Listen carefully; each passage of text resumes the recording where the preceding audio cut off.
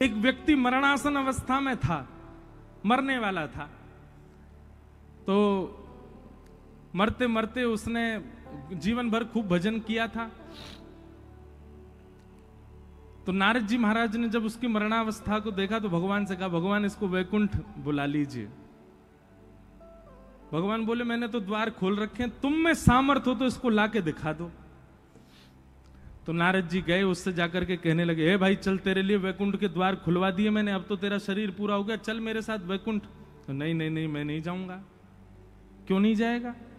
बोले, मैंने इतना बड़ा घर बनाया, बच्चों को योग्य बनाया, पर ये बच्चे अभी भी थोड़े बुद्धि से कमजोर हैं, इसलिए इनका थोड़ा मुनाफा करवाऊंगा, मैं इनके पास ही रहूंगा। बोले, कैसे रहेगा, तेरे प्राण तो निकलने वाले हैं। तो व्यक्ति बोला, वो भैंस बन रही है ना, बोले हाँ, मैं उसका चिंतन करते हुए मरूंगा, उसका पड्डा बन के आऊंगा। तो उससे क्या होगा? बोले, उससे ये होगा कि भैंस का दूध बनेगा, तो ये बाहर से दूध इतना महंगा खरीद के लाते हैं, कम से कम घर में ही दूध आ जाएगा, थोड़ा तो मुनाफा होगा।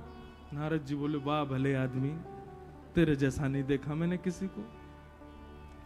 अब पड्डा बन के आ गया भैंस का बालक, भैंस के दूध हो गया खूब, बालक सब दूध निकाल निकाल करके घर में पीने लगे। अब वो पड्डा बड़ा मुस्कुरावे, बहुत अच्छा है, इनका पैसा तो बचा रहा हूं मैंने जन्म लिया भैंस का बालक बन के, मेरे बालक को खर्च तो नहीं करना पड़ रहा।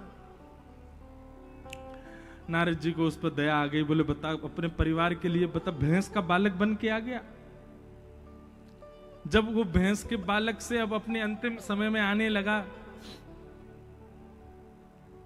नारद जी बोले, अब तो तेरा काम पूरा हो गया, तेने दूध दूध के पैसा बचवा दिए बालकों के, अब तो चल दे मेरे साथ। बोले, नहीं नहीं, अभी नहीं जाऊंगा मैं। क्यों? बोले, बालक जो है ये बड़े जो है रात में तान दुपट्टा गहरी नींद में सोते हैं, इनका घर चौपट्टा सा खुला रहता है, मुझे बड़ी चिंता होती, कहीं कोई चोर चकारे घुस गए तो। बोले, अब क्या सोच रहा? बोले, अब मैं कुत्ते का स्मरण करूंगा, अगले जन्म में कुत्ता बन के वफादारी करूंगा, इनके घर के बाहर ही घूमता रहूंगा। नारद जी बोले, वाह भले आदमी, कुत्ता बन गया।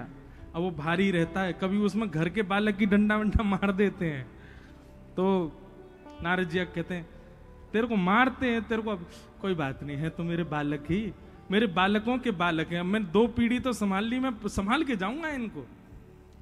वफादारी करने लगा महाराज, चोर भी आ जाए तो उस पर भौंकता रात में।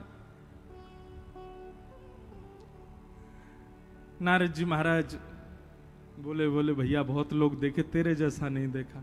जब कुत्ते के जीवन में भी उसका अंतिम समय आ गया, तो नारद जी बोले, अब तो चल वैकुंठ, तेने 3 जन्म गवा दी। बोले, नहीं नहीं, ऐसे नहीं जाऊंगा। बोले, तो अब क्या करेगा? बोले, अब सर्प बन के आऊंगा। क्यों? मेरे बालकों के बालकों ने बड़े शत्रु बना लिए, उनको जा जाके डसूंगा मैं, इनकी रक्षा करूंगा। सर्प बन के आ गया, और घर के कोने में रहने लगा, और जैसे शत्रु आते थे कुछ करने के लिए, तो वो आके उनकी रक्षा के लिए खड़ा हो जाता था, और महाराज उनके सामने। एक दिन उन घर के ही कोई बालक सर्प के पास, मतलब वहीं जा रहा था, तभी नारद जी भेष बदल के आए और घर के लोगों को बता दिया, वहां पे कोने में सर्प है, उसको पकड़वा दो। घर के लोग गए और उसी सर्प को पकड़ करके उसके मुंह काट दिया, उसका मृत्यु कर दी मार मूर के।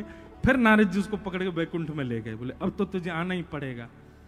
वैकुंठ में जाकर के भी रोने लगा, मुझे बिल्कुल अच्छा नहीं लग रहा है, मेरा परिवार आपने छुड़वा दिया, अरे 3 पीढ़ियां मैंने संभाली थी और संभालता रहता। भगवान कहते हैं, बोले नारद, ये है संसार के लोग, ये इतने आसक्त हो चुके हैं, आसक्ति इतनी गंदी हो चुकी है इन सब के चित्त में कि इनको वैकुंठ की आवश्यकता नहीं है। ये भजन वैकुंठ का करते हैं, सुनते कथा में वैकुंठ है। पर आप सबको एक बात बता दूं, वृद्धावस्था जब हमारी भी आएगी ना, सत्य बता रहे हैं, उस समय पर हमको वैकुंठ का स्मरण नहीं होगा। भागवत जी में कितनी बार प्रमाणित किया गया है कि भाई मृत्यु समीप आने पर भगवत स्मरण और भगवत सेवा का स्मरण, भगवत धाम का स्मरण बहुत कम लोगों को हो पाता है, सबको नहीं होता। मुक्ति की कामना सबको नहीं होती, उस समय इतनी ज्यादा आसक्ति हमारी बढ़ जाती है। तो भैया आसक्ति तो हमारे चित्त में है, ये बात तो प्रमाणित है। हम आसक्ति का मतलब समझते हैं? एक तो होता है मोह, और मोह की ही चरम स्थिति होती है आसक्ति। आसक्ति कैसी होती है? मोह का मतलब तो होता है कि एक बार को वो व्यक्ति दूर हो जाए तो भी हम रोएंगे, थोड़े बहुत देर चीखेंगे चिल्लाएंगे, पर फिर भी रह लेंगे। आसक्ति कैसी होती है? वो व्यक्ति यदि दूर हो गया तो प्राणी निकल जाएंगे, ये आसक्ति है। आसक्ति हम सबके चित्त में है, पर ये आसक्ति संसार की वजह बिहारी जी से है जाए, ये आसक्ति राधा वल्लभ जी से है जाए, ये आसक्ति कथा से है जाए, ये आसक्ति वृंदावन से हो जाए। रस्सी तो हम सबके गले में है, पर वो खूंटा की जगह किसी गौशाला में बंध जाए, कहीं सुंदर स्थान पर हो जाए। आसक्ति तो है चित्त में, पर वो आसक्ति ठाकुर जी में क्यों नहीं हो रही है? उसी के लिए तो कथा है।